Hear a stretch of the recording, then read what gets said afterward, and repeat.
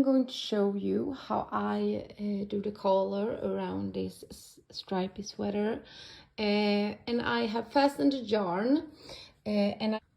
Now what I do is I'm going to make single crochets because I want the collar to be a little tighter. So what I do is I go into the second chain from hook. Let's see where I got that. I got that here. And make single crochets all the way down.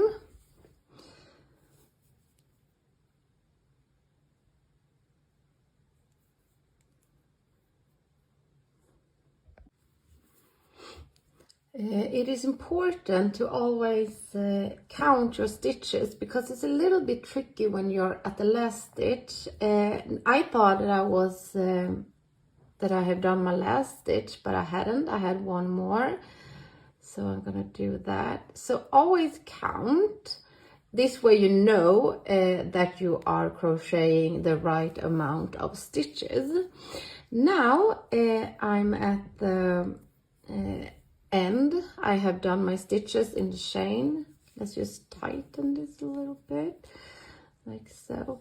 Now what I do is that I'm going to slip stitch. This is the chain where I have fastened my yarn, so I'm not working in that chain. I'm going to the chain next to it, and I am going to do slip stitch. Let's keep that away a little bit. 1, and then in the next stitch, I'm slip stitching 2, and it's looking a little bit something like this. Now I turn my work.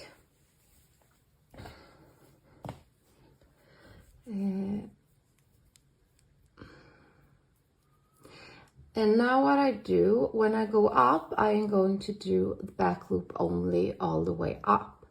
Now, again, it's important to count the amount of stitches that you have so that you don't go into the slip stitches that you made. This is my first stitch. I counted, so now I know that this is the first stitch. Now I'm gonna go into the back loop only of my first stitch and make a single crochet.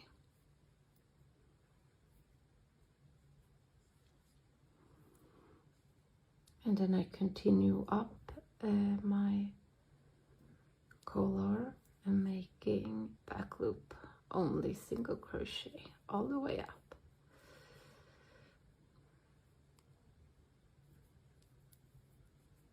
And remember that when we go up, we don't chain.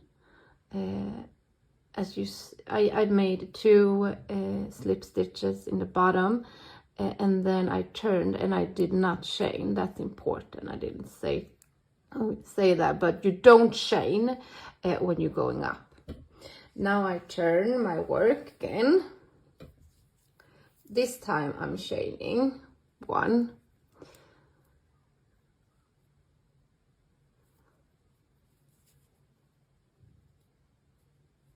and then I go into the front loop of my stitches down.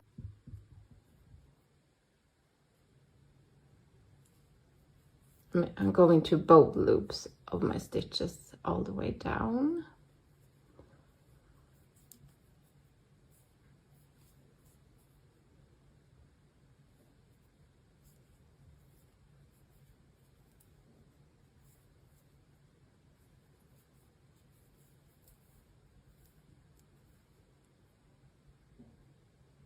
And remember to count so that you know how many stitches that is the right. I know that I'm right. Now this is where I turned. That means that I'm slip stitching into the next stitch here.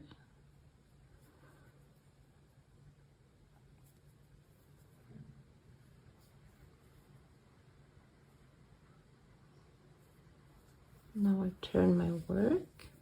I do not chain. I go into the back loop of my first stitch.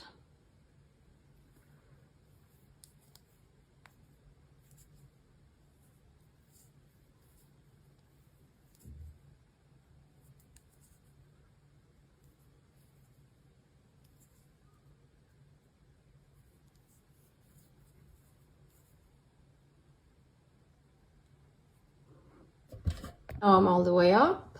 I turn my work. I chain one. And now I go down in both loops all the way down. I need to count again.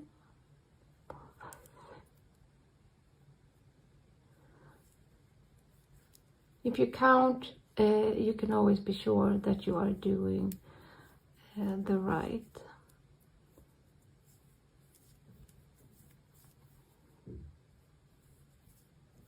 I'm going to show you one more time how I fasten the collar.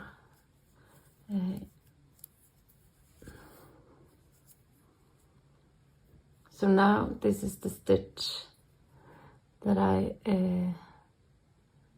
fastened before. So I go into the next stitch and I slip stitch one, no.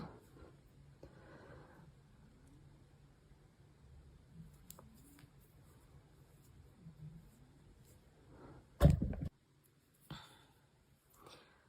slip stitch one and two, and turning, do not chain, and go into the back loop.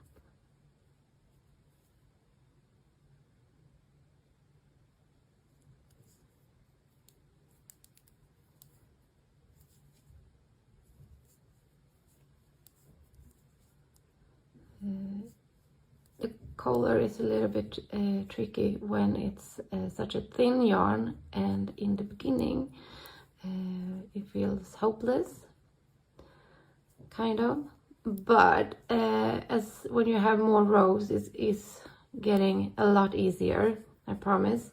So I'm going to continue this a little bit and come back when I have more rows, because I think you can see clearer. When we reach this part of the collar, consider one row as one stitch. So that means that I'm gonna go in and slip stitch in that hole, and then there for my two slip stitches, and then in the next row I'm going in there and there. So consider one row, one stitch. I am now at my last row down. I chain, I go into both loops, as you know by now.